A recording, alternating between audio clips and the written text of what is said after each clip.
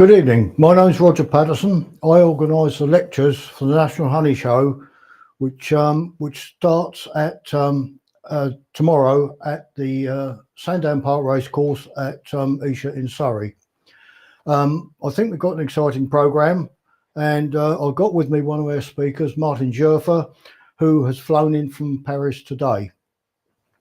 So Martin, welcome to the National Honey Show. Perhaps you'll tell viewers a little bit about yourself, what you do, and just perhaps a little bit about the lectures you'll be presenting over the next 2 days. Thanks a lot, Roger. I mean, first of all, I'd like to thank you for the invitation and the opportunity to be here. It's absolutely great, and I'm very happy to be here and have the opportunity to tell about the work we are doing. So I'm a professor of neuroscience at Sorbonne University in Paris, and my team focuses on honeybees, actually, to understand principles related to how we learn, how we memorize information, and the kind of things that we can do actually in terms of what we call cognition, so learning, memory, and so on. So we work on bees because they have amazing capacities. They are able to do things that people did not believe some years ago and that have been uncovered in these recent times, and we will speak about that.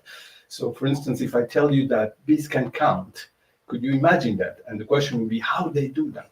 So these are the kind of things that we will be addressing in tomorrow's lecture, which is more related to honeybee learning, memory, the brain. You know, they have a 1 cubic millimeter brain, and nevertheless, I mean, it has incredible capacities.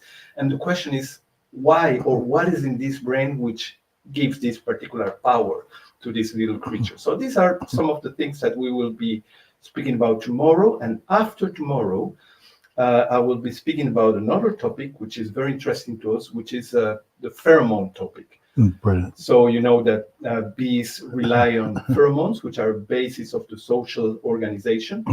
And one of the things that is interesting to us is that in the last years, we discovered some unsuspected functions of pheromones.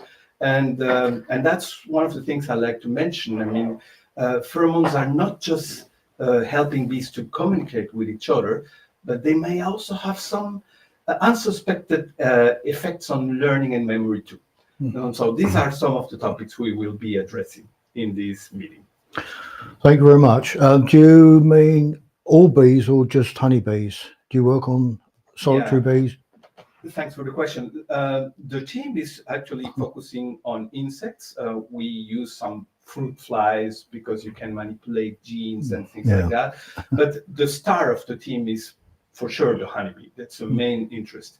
At the same time, I have the chance to be a director of a big institute in Sorbonne University, in which you have many teams working also in topics related to learning, memory, and so on, but in humans, or in rodents or things like that. So the idea is to create exchange of information and realize what is specific to, say, insects or humans and so on, and what is common. That's what we try to do. Well, thank you very much, Martin. Well, there's a little bit of a flavour for viewers. So if you'd like to come along and hear the lecture, we start at 9:30 in the morning. Don't forget, Sandown Park Racecourse, Esher.